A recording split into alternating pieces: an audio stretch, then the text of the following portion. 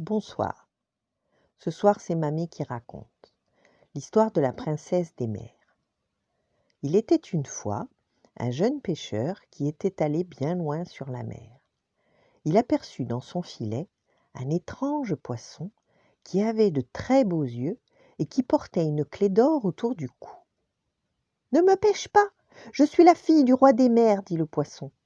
Si tu me rends ma liberté, je t'emmènerai dans le royaume sous-marin et tu recevras une récompense. » Le pêcheur avait toujours voulu connaître le fond des mers.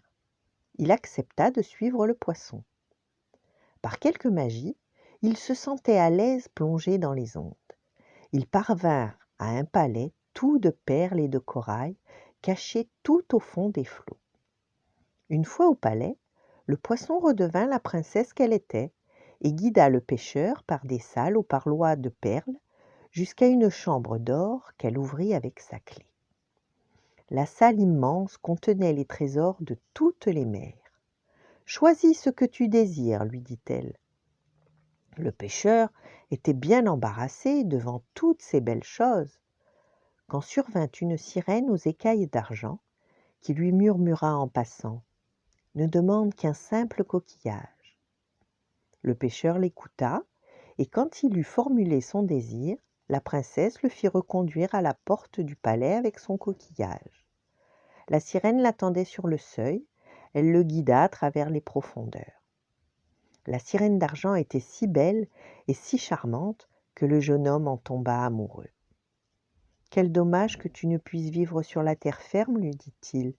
Je t'aurais demandé de devenir ma femme. Fie-toi au coquillage. Il a le pouvoir de t'accorder 3 souhaits. » Le jeune homme fit donc son premier souhait, et la belle sirène put prendre pied sur la berge. Pour son second souhait, il espéra que ses parents, morts depuis longtemps, fussent de nouveau avec eux. Et une chaumière alors surgit sous ses yeux, et sur le seuil se tenaient 2 vieilles gens. « Nous avons bien longtemps dormi, » disaient-ils tout étonnés, et ils accueillirent avec joie leur fils et sa fiancée. Le coquillage magique remplit son dernier vœu. Le jeune pêcheur et sa jolie princesse vécurent très heureux dans leur château au bord de l'eau. Voilà. Bonne nuit, faites de beaux rêves et à demain.